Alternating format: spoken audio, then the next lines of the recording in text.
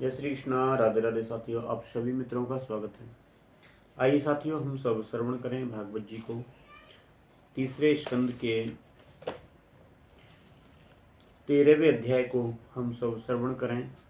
भगवान श्री कृष्ण को प्रणाम करते हुए कृष्णाय वासुदेवाय हरे परमात्मने प्रणतः क्लेशनाशाय गोविंदाय नमो नमः। हे कृष्ण करुणा सिंधु दीन बंधु जगतपते गोपीश गोपिका कांत श्री राधा कांत नमोस्तुते तप्त कांचन गौरांगी राधे वृंदावनेश्वरी वृषभानुसुते देवी प्रणमामि हरिप्रिय वृषभानुसुते प्रणमामि हरि प्रभु वृंदावन बिहारी लाल की जय।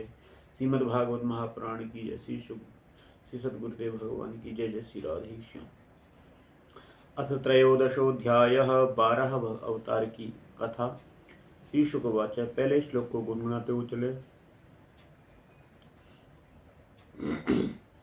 श्रीशुकवाच निशम्य वाचं वदतो मुनेः पुण्यतमां नृप भूयः प्रपच्य कौरव्यो वासुदेव कथादृतः। श्री सुखदेव जी ने कहा कि राजन, मुनिवर मैत्रेय जी के मुख से यह परम पुण्यमयी कथा सुनकर के विदुर जी ने फिर पूछा, क्योंकि भगवान की लीला कथा में इनका अत्यंत अनुराग हो गया था।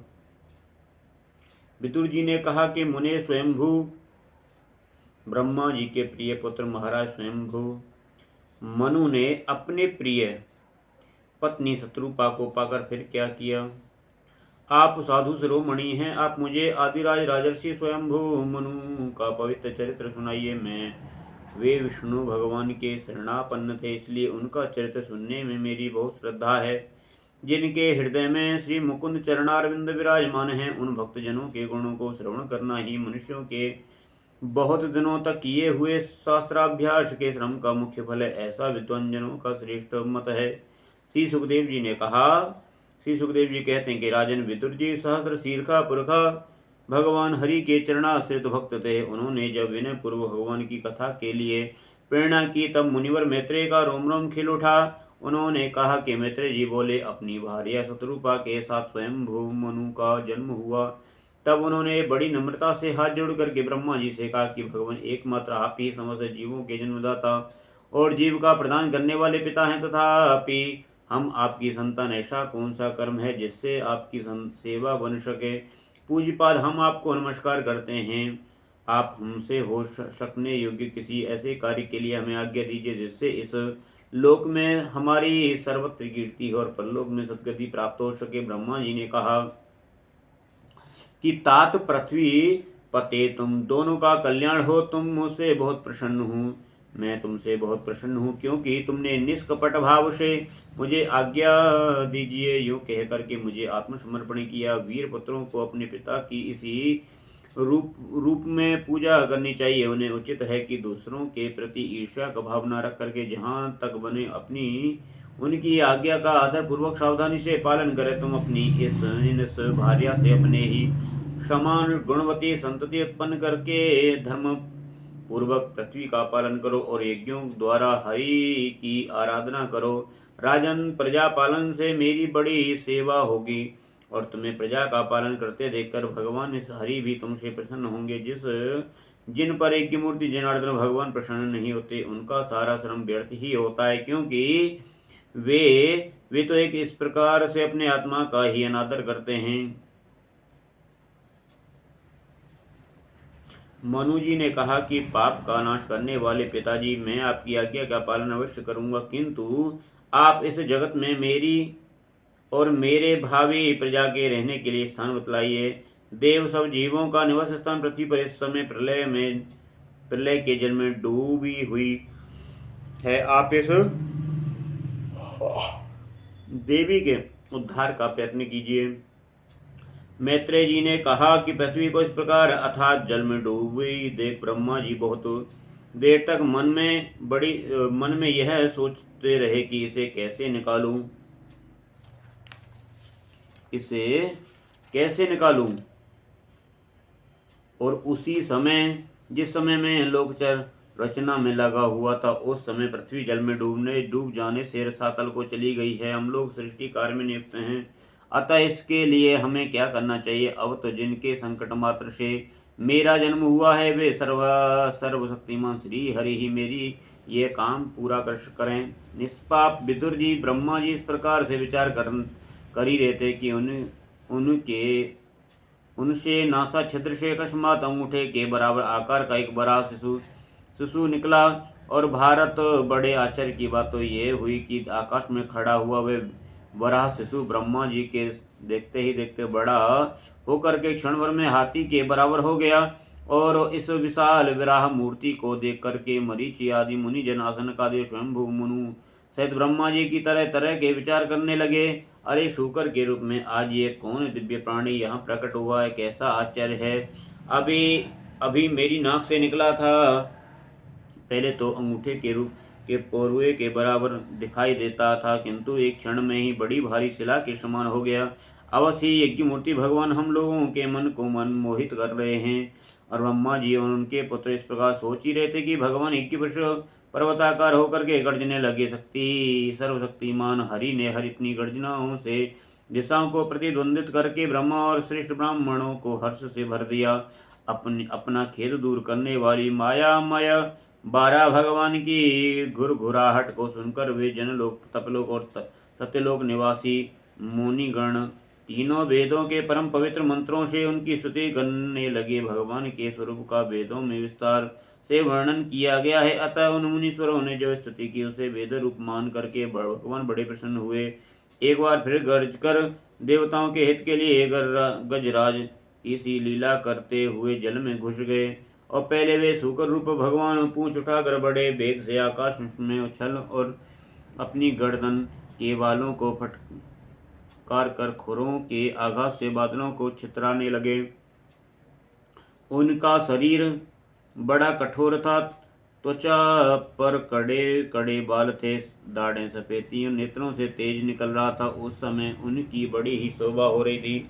भगवान स्वयं यज्ञ पुरुष हैं, तथापि सूकर रूप धारण करने के कारण से अपनी नाक से सूंघ सूंघ करके पृथ्वी का पता लगा रहे थे। उनकी दाढ़ें बड़ी कठोर थीं। इस प्रकार से यद्यपि वे बड़े क्रूर जान पड़ते थे, तथापि उनकी स्तुति करने वाले मरीचि आदि मुनियों को की ओर बड़ी सौम्य दृष्टि से निहारते हुए उन्होंने जल में प्रवेश किया। जिस समय उनका वज्रमय पर्वत के समान कठोर कलेवर जल में गिरा, तब उनके वेग से मानो समुद्र का पेट फट गया और इसमें बादलों की गड़गड़ाहट के कारण से बड़ा भीषण शब्द हुआ। उस समय ऐसा जान पड़ता मानो उनकी उत्ताल तरंग रूप भुजाओं को उठा करके वे बड़े बड़े आर्त स्वरूप से हैं। हे यज्ञेश्वर, मेरी रक्षा करो, इस प्रकार पुकार रहा है। भगवान यज्ञ मूर्ति अपने बाण के समान पहने खुरों से जल को चीरते हुए उस अपार जल राशि के उस पार पहुंचे जहाँ रसातल में उन्होंने समस्त जीवों की आश्रयभूता पृथ्वी को देखा, जिससे कल्पना में सहन करने के लिए उद्यत हरि ने स्वयं अपने ही उदर में लीन कर लिया था। फिर वे जल में डूबी हुई पृथ्वी को अपनी दाढ़ों पर लेकर के रसातल से ऊपर आए और उस समय उनकी बड़ी शोभा हो रही थी। उनके जल से बाहर आते समय उनके मार्ग में विघ्न डालने के लिए पराक्रमी हिरण्याक्ष ने जल के भीतर ही उन पर गदा से आक्रमण किया, जिससे उनका क्रोध चक्र के समान तीक्ष्ण हो गया और उन्होंने उसे लीला से ही इस प्रकार मार डाला जैसे सिंह हाथी को मार डालता है। उस समय उसके रक्त से थूथनी और कनपटी सन के जाने से ऐसा जान पड़ते थे कि मानो कोई गजराज लाल मिट्टी के टीले में टक्कर मार कर आया हो।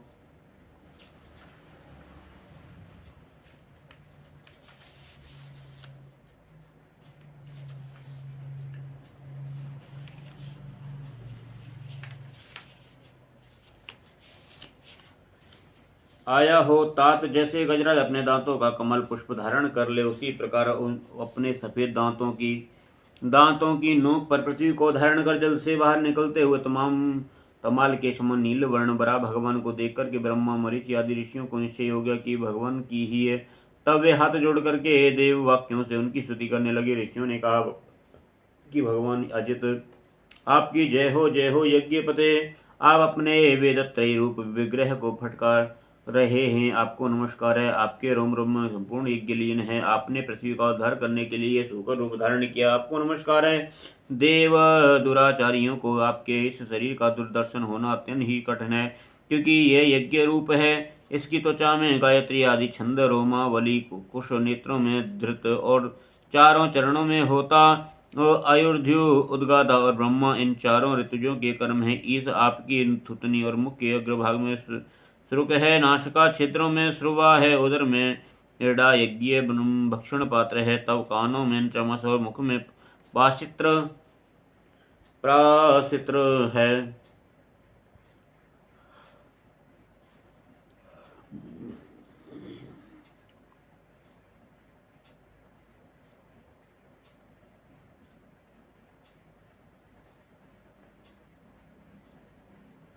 प्राशित्र ब्रह्म भाग पात्र है और वे कंठ छिद्र में ग्रहीय सोम पात्र है। भगवान आपका वो चबाना ही है, वही अग्निहोत्र है। बार बार अवतार लेना, तीन यज्ञ पुरुष आपकी दीक्षणीय दृष्टि है। गर्दन उपसद की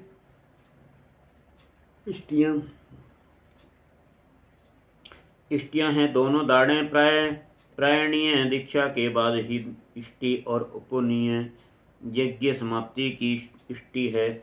जिह्वा प्रवर्ग्य प्रत्येक उपषद के पूर्व किया जाने वाले महावीर नामक कर्म है। सिर सभ्य होम रहित अग्नि और आसथ्य और पासानग्नि तथा प्राण चित्ती इष्ट का चयन है।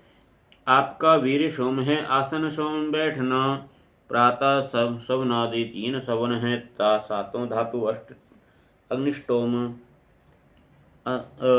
अत्यग्निष्टोम, उक्त, षोडशी, वाजपेय, अतिरात्र और आप्तोर्याम नाम की 7 संस्थाएं हैं तथा शरीर के संधियां जोड़ संपूर्ण 17। इस प्रकार आप संपूर्ण यज्ञ सोम रहित याग और क्रतु सोम रहित याग, क्रतु सोम रहित याग ये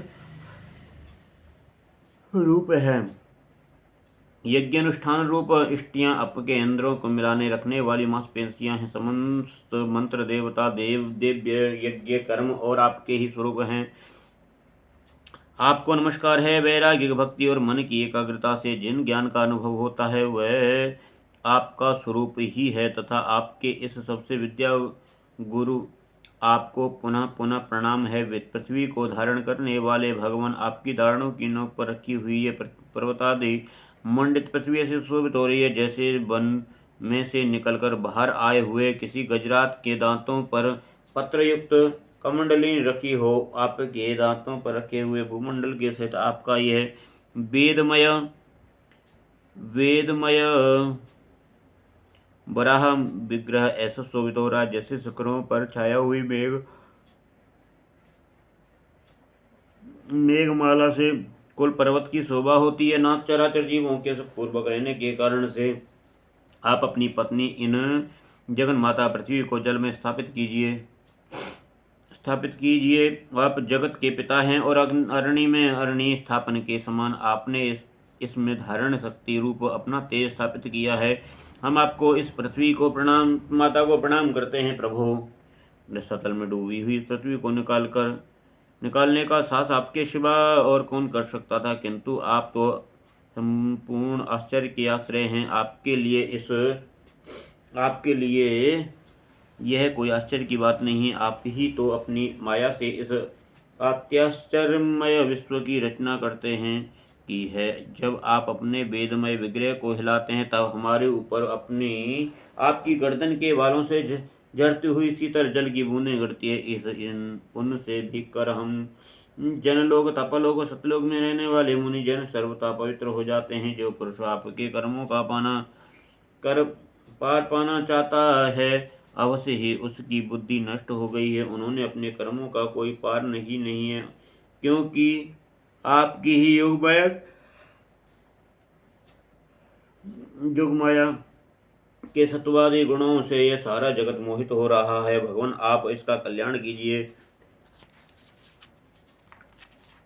भगवान आप इसका कल्याण कीजिए। मैत्रेय जी कहते हैं, विदुर जी उन ब्रह्मादि मुनियों ने इस प्रकार स्तुति करने पर सबकी रक्षा करने वाले बरा भगवान ने अपने खुरों से जल को स्तंभित कर उस पृथ्वी को स्थापित कर दिया, और इस प्रकार रसातल से लीला पूर्वक लाई हुई पृथ्वी को जल पर रखकर वे विश्वक्सेन प्रजापति भगवान हरि अंतर ध्यान हो गए। और विदुर जी भगवान की लीलामय चरित्र अत्यंत कीर्तनीय और उनमें लगी हुई बुद्धि इस प्रकार से तब पाप ताप को दूर कर देती है। जो पुरुष उनकी इस मंगलमय मंजुल कथा को भक्तिभाव से सुनता है सुनाता है, उसके प्रति भक्तवत्सल भगवान अंतस्थल से बहुत शीघ्र प्रसन्न हो जाते हैं। भगवान तो सभी कामना को पूर्ण करने में समर्थ हैं। उनके प्रसन्न होने पर संसार में क्या दुर्लभ है, किंतु उन तुच्छ कामनाओं की आवश्यकता ही क्या है। उन्हें तो वे अंतर्यामी परमात्मा स्वयं